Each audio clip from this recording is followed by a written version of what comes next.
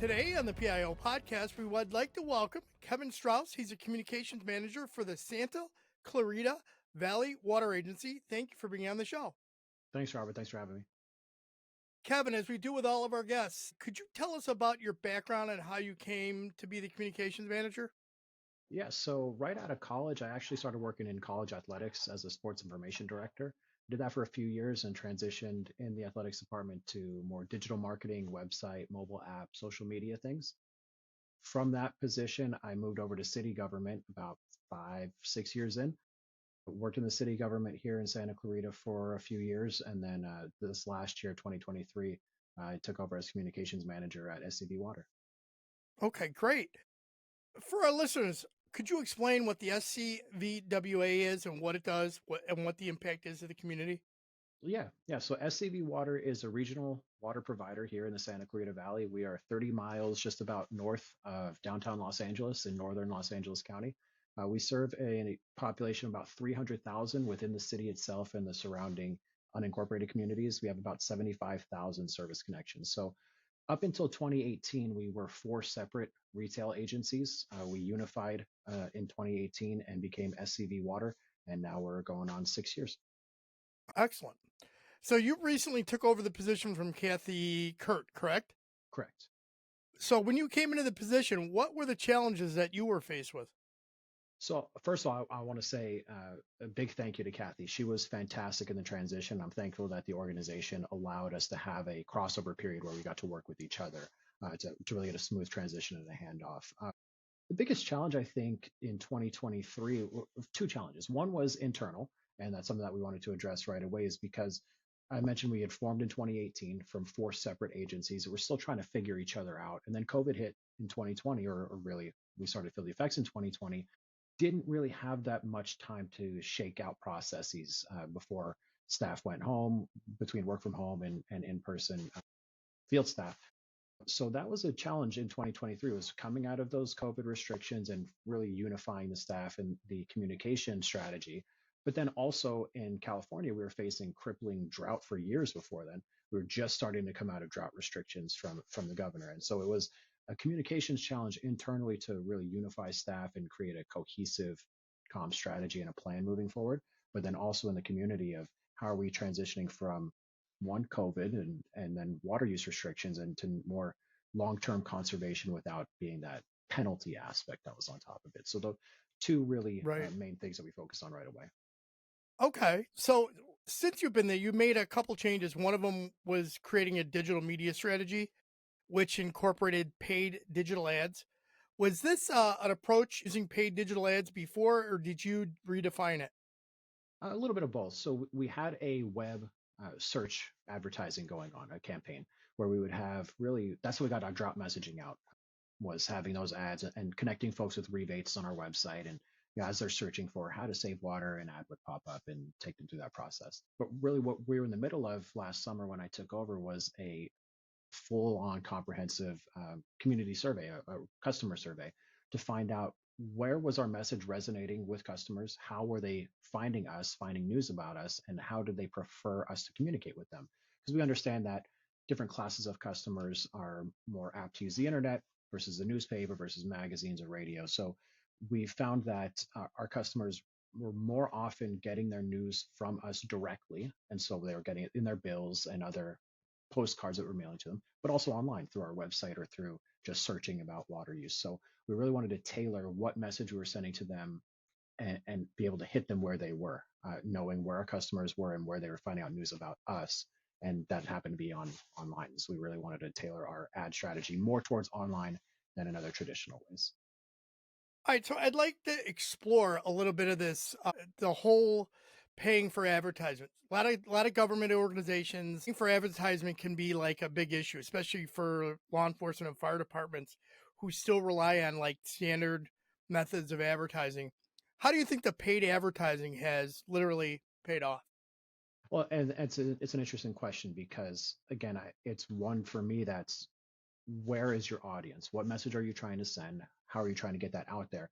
For a lot of organizations, paid advertising doesn't make sense because the folks that they're trying to reach aren't going to those locations, or putting an advertisement in a newspaper when readership is down doesn't make the most financial sense. So you got to find other ways to do that. So it's about looking at the organization and knowing where our readers or our audience, or whatever your target is, and then advertising and showing up where they are, communicating with them where they are, if that's advertisements, if that's press releases, interviews, however that is. So for us, it's been digital, and we have that thankfully through. We're still a government organization. We're still a special district. We're not connected to the city government, but we are still governed by a board of directors, and so we're very public with here's what our budget is, and we're using X amount for advertising, and that's all done through the public process. So it's not a surprise, I guess, to see advertisements from the organization out there. But it's given us a way to really take the metrics that come with digital advertising and to see what is resonating, what is working. We can track that a lot better than other traditional forms or legacy forms of communication and advertising. I agree. And, this is where I think a lot of local, like city government will do this frequently. They'll pay for advertisements because part of it goes for tourism and so on. And then they have campaigns that they just know that the advertising targeting, the actual targeting part of the advertisement end of it is much better than just hoping you put it up as a post on social media and hoping the right eyes get it. Do you see, when you look at your metrics, do you change your strategy at that point, or is it just something you're keeping track of and then you modify the next time you put out? Yeah, so thankfully for us, and we work with partners that help us with the advertising strategy. We do have consultants and contractors, depending on what the campaign is. But we have a lot of fluidity. So if something is not working, we don't want to make a snap decision because we put out an ad for 3 days and we've got no hits on it. We really want to let it run its course, but also knowing that the way that digital advertising works is we're really not locked into, let's say, 6 months of the same campaign. If it's not working and we're not seeing what we want, we can change that message. We can change targeting for keywords. We can change if it's on social media, really what that demographic user that we're looking to get the ad in front of. And we found success with that. And you mentioned, you know, uh, city governments and tourism. Well, for us, it's more of we use it as one for rebates and for sharing information on how people can conserve water and what regulations they have to face if it is for water use in a drought.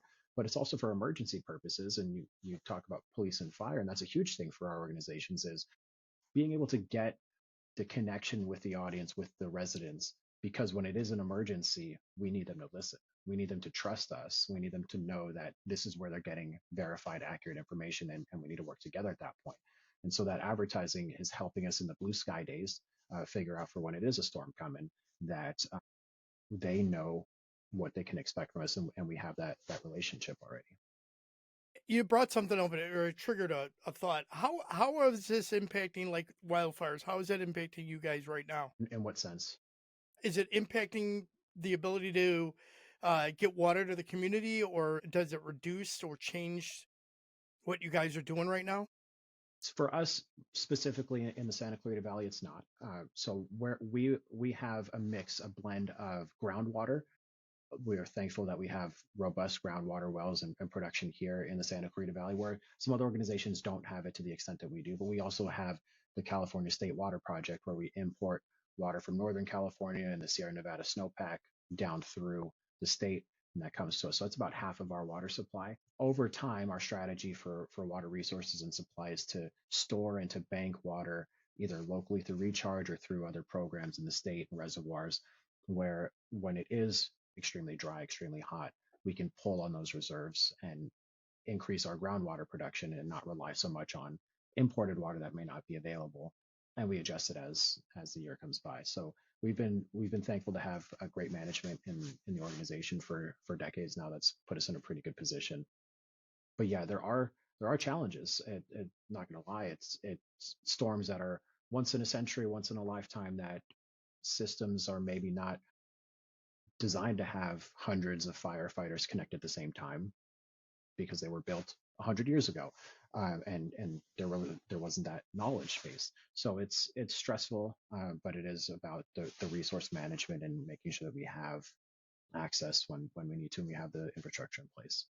Excellent. All right, so I saw in 2024 you went through a rebrand, or you did some rebranding. Did that involve the creation of a style guide? It did, yeah. It wasn't so much of a rebrand, I guess. It's just a let's write down what our brand is. I mentioned Okay. it was a 2018 we formed, still working out the processes, COVID, and so it was now let's have set logo, set fonts, set colors. Now let's actually put it in writing and establish that for the organization. Okay. And how is that, I guess let me ask you this, how was that handled? How was that perceived internally?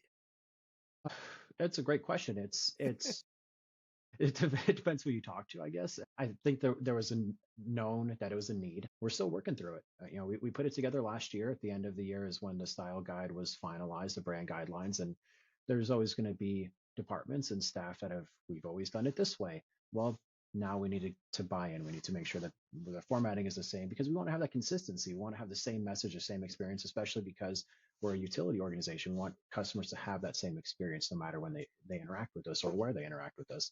So it takes some time for sure to explain and to educate internally on why it is important. We're not just doing something to do it. And then I think now that we're here almost a year later of rolling it out, we've got a lot of buy-in. It's been great to have for people to say, you know what, yeah, you guys are communications and outreach. You know what you're doing. This is what you're working on, and we're all working together on. And years ago, I used to look at this going, yeah, style guide, or I should say, not the style guide, that the email signatures, the type of signature, what it was, really didn't matter until I started really looking into it and looking at how many different versions of an email signature there were, and what individuals had in them, and what images they had in them, and then how inappropriate some of those images were. That when I was with one of my former agencies, we had to go through, and that was very difficult to get people to change just their email signature alone, let That's the alone get toughest rid of part. some of the images. That's been the toughest part. Really, the style guide has been otherwise, and it's not. I'm not saying that there's an issue. We've had a lot of pushback and fighting on it. It's just since we do so much work with contractors and consultants in the water industry, writing reports or geotechnical surveys and environmental impact reports and the such, it's great to have a style guide to give those consultants who are doing work on behalf of the agency for that consistency. But yeah, email signatures have been the last thing to be adopted. Yeah, But again, it's pick your battles, I guess. We're of we're course. we're definitely prioritizing, and it's great that we've got at least the big public and legislative and regulatory needs out of the way first. Excellent. So, what challenges do you see for public sector communicators face? What are they going to face in the next 5 years? I still think, and you've talked about it on the podcast, and you've had great guests on about it. AI is still our biggest unknown in communication. It's a mix between a public that's increasingly distrustful of government and government organizations and wanting to have that ownership over the information that they get, which is good. We need to have transparency. We need to be able to have a strong relationship that we continue to work on. We can't just take that for granted. But I think that AI and the role that it's going to play of can people trust that the information they're getting, the images they're seeing, the videos, is that real? And I think that the public determining if something is created through generative AI, does that count as being authentic and real and transparent, or do they feel some distrust there because they're not being served up something that's tangible, that's real? So I think You that's the know, biggest challenge is finding a way to really walk that line. have you incorporated any in AI into anything that you do? I have not personally put out anything that was created with AI. I've played around with it. I still don't quite understand the prompts for images. I would love to learn that. I'd love to study that more That just to is see a the world. That capabilities. is a world unto itself. Let me tell Yeah, you. yeah. I have tried and I've gotten used it. almost nowhere. I've used a few chat GPT just for like research and topics and summaries of things just for my own education to get quick information on. But no, I haven't created something to put out yet, and I'm not sure that I will. I'm really in that respect a final adopter. because I still enjoy sitting down and cranking out a press release and calling up people and doing interviews. Like that's still something that I enjoy coming to work to do every day and building those Yeah, things. It's I mean, not saying that that's not, there's no value there. I just have not made that step yet. yeah, no, I've seen, I've used AI in a couple different ways. Images, that's a tough thing. Still, there's still a lot to catch up on that. But I have used it as a tool to help me recraft some language in a press release, to help me fine tune a paragraph. Maybe it's a little, it's not flowing right, and it'll give me an idea of where I need to go. Yes. I've Yes. done other things where I was working on a presentation for completely unrelated to what about PIOs, but I was looking to create a curriculum, and I put out my prompts, and it gave me the outline of what I needed, and then I could turn around and make sure that, okay, this has everything I want. Now I got to go and write the curriculum. I didn't have it write the curriculum, but having to shorten the amount of time to come up with the outline to make sure I was comprehensive, it was very helpful. I definitely see the value of that and having that background or like that spark to start helping with the work. But yeah, as far as we had an event this morning, and I wouldn't turn to it and say write a press release about such and such event for me. I wouldn't do that and make that step. No, But I in wouldn't terms do in terms something of like something that where either. yeah of helping fine tune things or spark an idea of where I should go next, I see the value in that for sure. Yeah. By the way, congratulations for being named the 2024 Communicator of the Year by the California Association of Public Information Officers. Thank you. I appreciate that. It was a surprise, especially for just starting out with the organization. But it's been a testament to our entire organization of just the buy-in and really letting us kind of run with it, run with what we wanted to do in communications. And you don't really get that a lot of places. It's been a lot of fun being here. Recognition is always a good thing to have. It helps remotivate people. And I forgot to ask this before. Are there more than, are you a one man band, or are there more people in your office? I've got two folks that work with me that are senior public relations or public affairs specialists, and one has been with the organization for about 15 years or so. She was with a legacy agency before SCVWA formed and made the merge. Another came from another organization a few years ago. And then I'm also in charge of or I oversee our education and outreach for our school districts. So we take in almost every day, we've got a different local school class, grade school, coming up to our water treatment facility to tour the plant, learn about water science and environmental science. And those are in the primary grades. And then fourth through sixth grade, we have teachers actually out in the community making field trip or making presentations at schools. So I oversee the strategy for Nice. our school education, our public and community events and participation, and then really in the communications office is myself and two others. Okay. So I should have asked that before, because it's important to know. I didn't think you were all by yourself, just because of the size of the organization, the actual organization itself and the nature of the work you do. But I'm glad to hear that you have some help there, because that's a lot of work. It is, and they've been fantastic. They've definitely made it an easy transition here. It's been great. Kevin, is there a question I should have asked? And if so, how would you have answered it?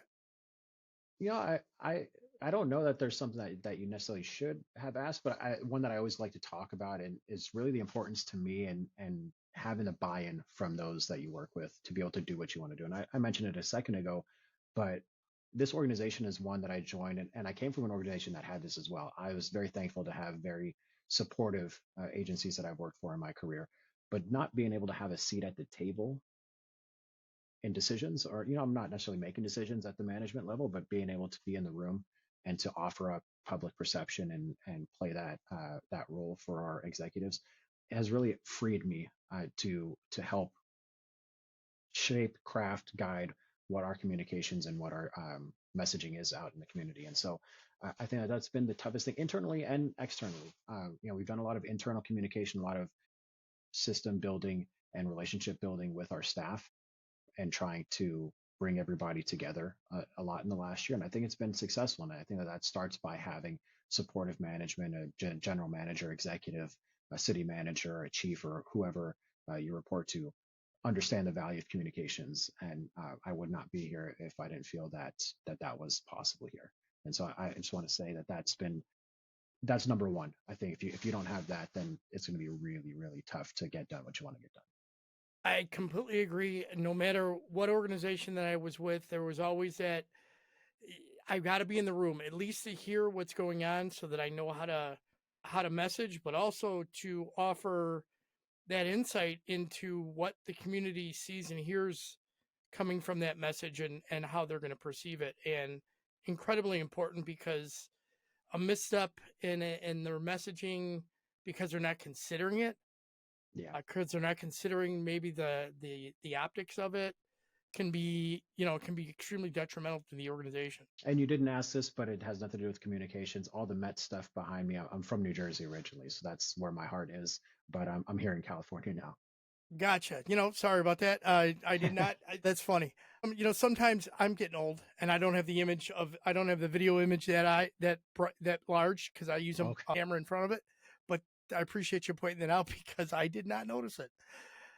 All right, Kevin, let's change this up to some rapid fire questions. All right, here we go. Texting or talking? Texting, 100%. Movies or books?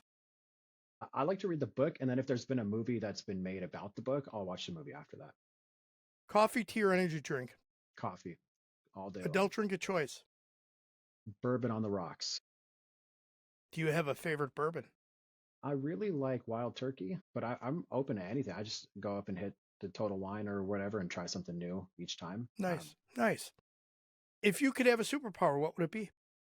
Okay, I would really love to travel fast, like Flash. So I would like to run really quick. I like to get to places, but I don't like to journey. I hate driving. I don't like just the way it's just very monotonous. So if I could be anywhere, then that's what I would do. So Flash is probably the closest superhero. Cool. Ask permission or beg for forgiveness? Find the line in between the two, depending on the situation. That's a good one. Because What sometimes place? you got to do both. Yes, you do. Absolutely. And that is what a lot of PIO work is like. What place do you most want to travel to? Well, I would really like to go to Rome. I've never been to Europe, but I would stop there first. What's your favorite way to relax after a long day? Just sitting around the kitchen table, getting home, seeing my young kids, seeing my wife, and just being home. Family. Yep. If you could choose to have coffee with any historical figure, living or dead, who would it be? So I have one for dead and alive. Is that all right? Absolutely. A historical figure who is not with us anymore, probably Steve Jobs, just because of the revolutionizing of communication. And I really just like to pick his brain on just other problems Hmm. that the world has and how you might propose to solve them. I think that'd be an interesting conversation to have. Living, probably Jerry Seinfeld. If I could be on comedians in cars getting coffee, I feel like we have the same observational sense of humor, and so I think that that'd be a lot of fun. Yeah, he's pretty cool. Definitely. As we wrap this up, do you have any key points you would like our listeners to take from today's interview? Well, again, I mentioned it a few times. Being in the room is number one. I also think it's extremely important to study who your audience is, whether that's an external audience or an internal audience, and then go and meet them where they are. So if you're working on internal communications and you know you're having some challenges communicating with field staff, but you've never been out to a tailgate meeting, you've never sat down and had lunch with the crews, that's going to be an issue. So you need to find out who your audience is and where they are and go and talk to them there. And it works with the external. We put so much effort into the external and figuring out where to advertise, where to have media placements, but we forget to do that with our own staff. And so that's a huge thing. And then I guess lastly, and I didn't talk about it, anybody can do this. A one-man shop, a one-person shop, to huge teams, big budget, small budget, no budget, of setting a style guide, being consistent with messaging, determining here's what our logo is going to be, how we're going to use it, here's what font. Like that's all easy. It's not low power, no power. It's tough, but it's low cost or no cost. So just make those decisions and be consistent about it, because that's going to be huge in building a brand and building up trust in the community. Absolutely. Is there a piece of wisdom or a motto that you live by? Yes, professionally, I take a page from Ted Lasso, and I'm a big believer in believe.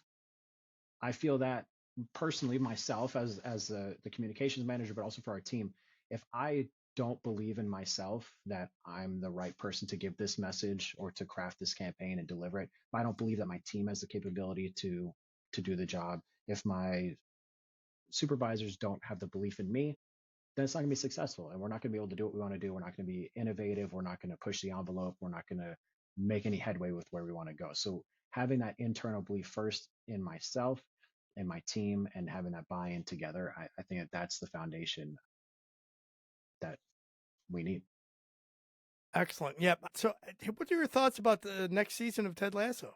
All I'm looking forward to, I was not expecting it at all. I thought we No. were done, and I was a little bit disappointed that we were done. But I'll watch it. I'll be there, whether it's Yeah. good or No. not. I'm really looking forward to seeing it.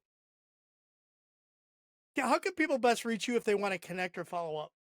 Probably LinkedIn is the easiest and safest for most people. And I'm sure, Robert, if we can either put in the so notes or Absolutely. something, Yep. I'll link put to it in my the show notes. LinkedIn, my email address, as well as kstrauss at scvwa.org. We'll hopefully put that in too. Drop me a line anytime, email, just to chat, just to bounce ideas off of. I'm always around. I'm always available. I always have my phone on me. It's a bad habit.